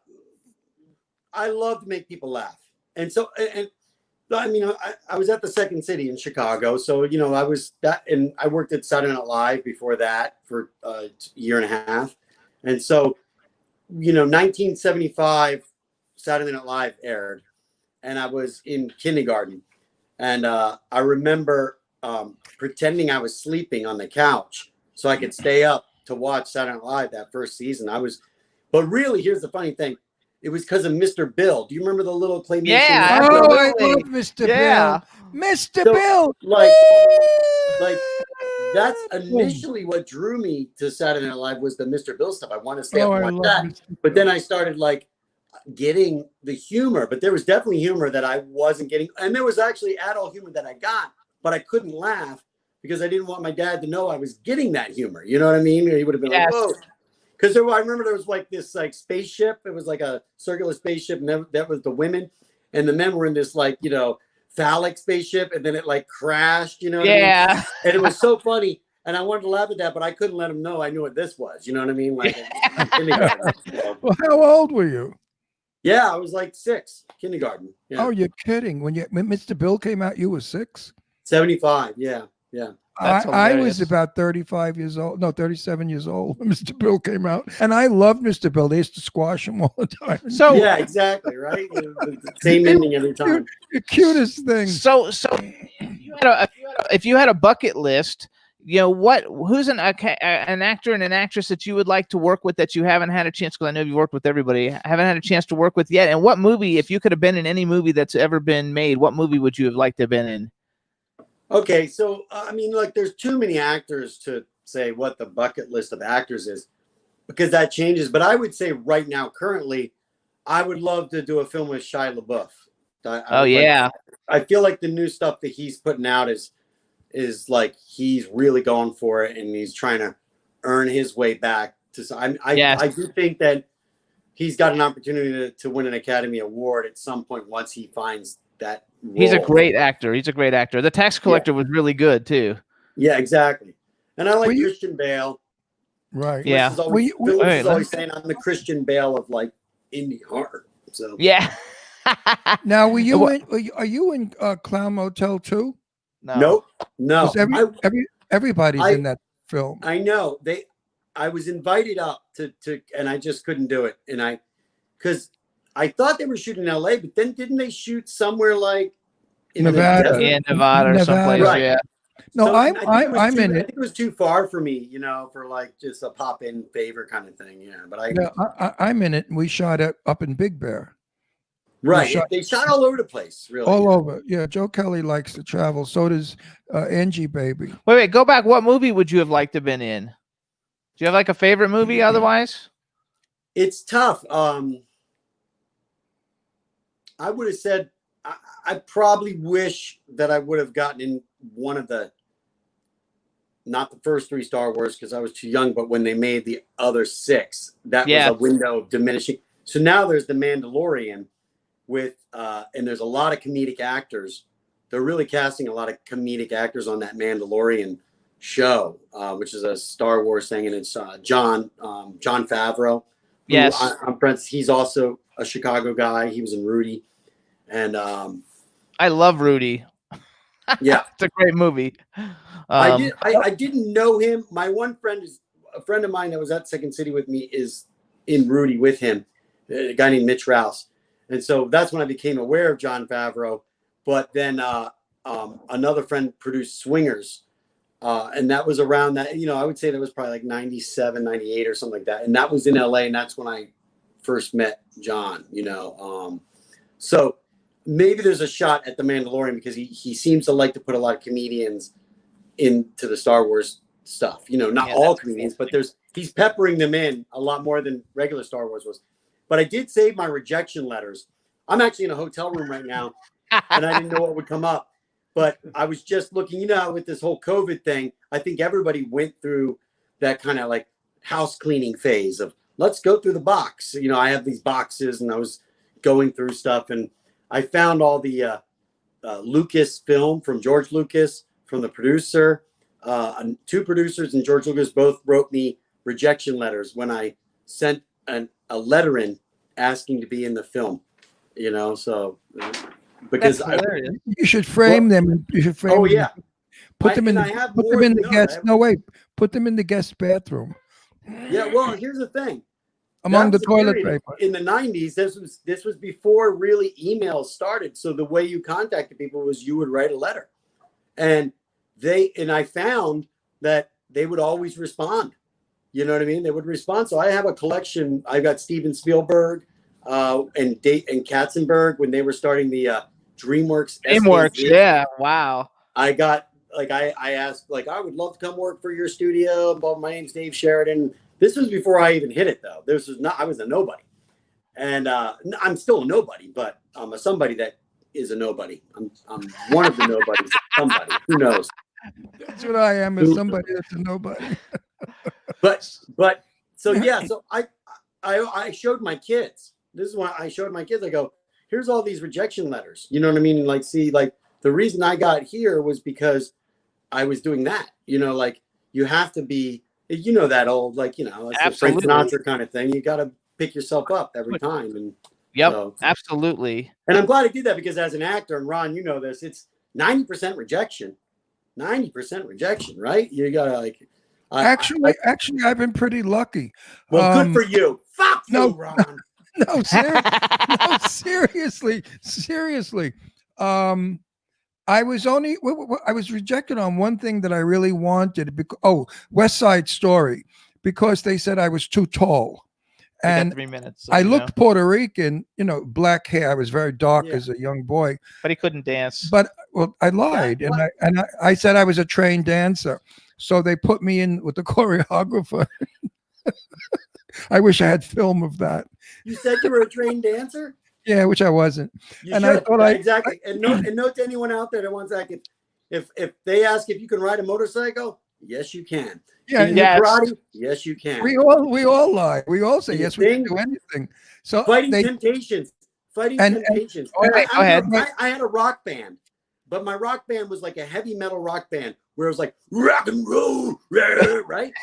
Fighting Temptations is Beyonce Knowles, and it's like the OJs, and I'm in that choir with like major singers, and we recorded with Jimmy Jam and Terry Lewis, who did Yeah, Michael huge. Jackson. All of Janet Jackson. We shit. went in the studio, and and it's a choir, and Beyonce's there, and the main mic, she's singing lead, and the OJs, and I'm with the OJs, and they go, "Are you a are you a tenor or a baritone? I was like, I don't know, right? And I just said, I'm a baritone or tenor. I think I said a tenor or something like that. So they put me with the tenors. And the best part was like each take, if the OJs are here, I'm going to do it this way, and I'm here, and the mic is here. Each take, they like backed me off the mic a little bit, you know, like, Dave, back up the mic, back up a little bit more. Yeah, you're too loud, back off the mic. But really, we all knew it was like, you actually can't sing, can you? No, I'm not that good of a singer. I just said, they said, oh, you're in a band. The casting director knew I had a popular band, but I'm not a singer. Well, we all lie. All the actors lie. So you guys, this is Dave Sheridan. Follow him on Twitter at Dave Sheridan. What are you on Instagram? Also Dave Sheridan? I think it's at Dave Sheridan Official. At Dave Sheridan Official. We've only got like 30 seconds left. You guys, you got to watch all his movies. He's in so many great things, and he's got a bunch of new stuff coming out. If you look on his IMDb, he's got all kinds of stuff coming out. When Killer Rose comes out, we'll have you come back. Maybe have you and Felissa come on together Definitely. to promote Killer Rose. And whoever, Sadie was in it too. No, Sadie's not in Killer Rose. I thought Sadie. He wants Sadie and everything. What the hell? She's in You want? I'll do a movie with Sadie. I will do a movie with Sadie, Ron, if that's what you really We need. want you to do it. We want you. All three of you guys need to do three one. of us, Sadie and I are writing something, so possibly that could happen. Yeah, you never know. Oh, Plus, she's a great writer. I love her writing. I'm producing a bunch of stuff, and so if we can get you in, I'm going to try to get you in because I think people will love you, and you're a great talent. So, Dave, we want to thank you for coming on the show. Can I say one thing? Can I say Yes. one thing? Can I just stretch one thing out? When you mentioned the horror and the comedy and stuff, it was Rob Zombie's Devil's Rejects because again, he liked to put a lot of comedic actors. He's like a Tarantino. He wants to put people off of what they're known for doing, and that opened my eye to the legitimacy of the horror. Then I started doing horror convention, and I found the audience and how loyal they are, and that's when I sort of discovered my own love for like the horror movies. And I said, I got to do more of these. But even in those movies like Victor Crowley, I am always the comedic element in horror movies because horror needs comedy or some sort of leverage to bring it back. So that there could be another scare moment. You can't be scare. You have to kind of have the breath. And a horror guy, if a comedy guy, a couple laughs, you're reset, and then they can get to another scare quicker. No, absolutely. And the horror audience is the most loyal audience ever. And if anyone out there is a horror audience person, thank you so much. If you're a horror audience person, Ron thanks you too. Oh, wait a second. We got to go. I am famous for this. I can never deliver a dramatic line. It always comes out funny. And no matter what I work in, I could say, I'm going to kill you now, you motherfucker. And it comes out funny. I don't know why, but so they always cast me as that light humor in a film. So, Dave, anyway, Dave, you're terrific. We love you, Dave. You're fantastic. Let's get together before you get out. We cut in LA a lot. Let's get together. We have fun. We have a lot of fun. Good seeing you. Thank you so much. Jimmy, don't be a stranger, Jimmy. You know how to get a hold of me. Gotcha. Now I have your phone number too, so it's good. All right, Dave. Thank you so much. Dave. Chat room, thank you so much. We'll see you guys later, everybody. Have a great weekend and a happy Halloween. Bye, everybody. Take care, folks. Bye-bye. Can turn out to be so wrong. Yeah, we in the mix. Yeah, we in the mix. It's another episode. Here we go. The Jimmy Star Show with Ron Russell. Interviewing the hottest, newest, and truest of today's celebrities. Make sure to subscribe so you can get notified weekly. Jimmy Star, he's the king of cool. Ron Russell, he's a gorgeous dude. Chat room is live and you would be a fool not to vibe with us at the Jimmy Star Show with Ron Russell. Come watch it live on W4CY Radio. Miss some past episodes? Download on iTunes. The Jimmy Star Show with Ron Russell. It's the Jimmy Star Show with Ron Russell.